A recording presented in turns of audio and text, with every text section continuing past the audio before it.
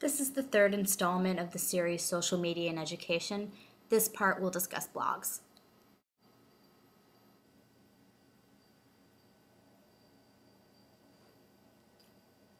Blogs are personal web-based journals. Chances are you've read one. A lot of news sites like to use them these days. So the key feature of blogs and education that's important is the aspect of individual ownership, as well as the informal nature. And both of these things sort of contribute to a sense of license to express oneself freely, and that's why they're so great for reflection. Now, the public nature of them also encourages students to write more carefully and thoughtfully due to the presence of having an audience that will see their work.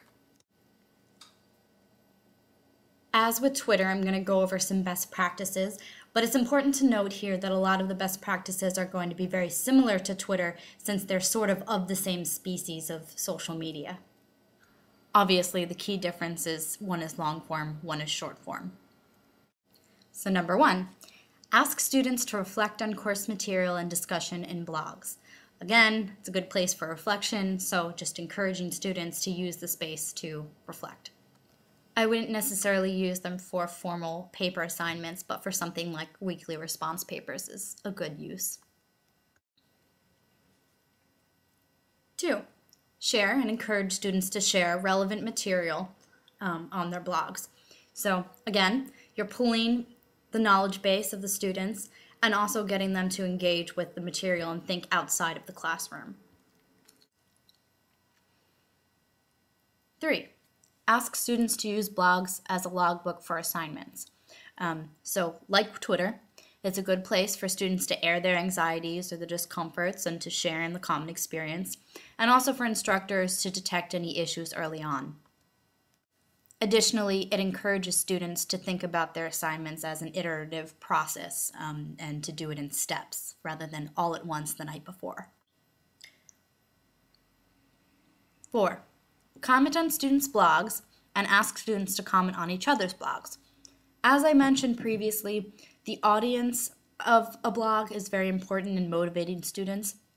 And it's important for students to know that they're not just speaking to no one, that there's somebody out there listening. So it's important to make sure that you comment on blogs, whether it's virtually or in class, because when you comment on the blogs in class, you're bridging the gap between class and the work that the students do in their homes. So you're creating the connection there.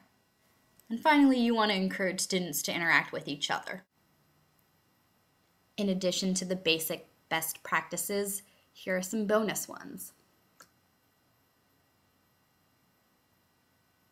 1, ask students to customize their blog's appearance. Now, depending on the platform, this might take varying levels of technical capability, but it's important in terms of going back to that idea of individual ownership. It gives the students a sense that this space is their own and that they can use it to express themselves however they see fit.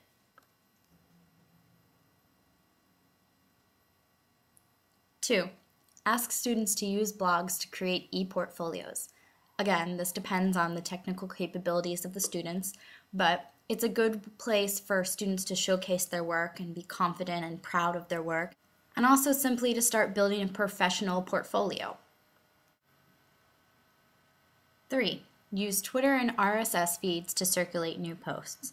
This is sort of a practical point, but it's just a good way to make sure that you and the students can easily access the different blog posts and to be able to discover the different blog posts more serendipitously.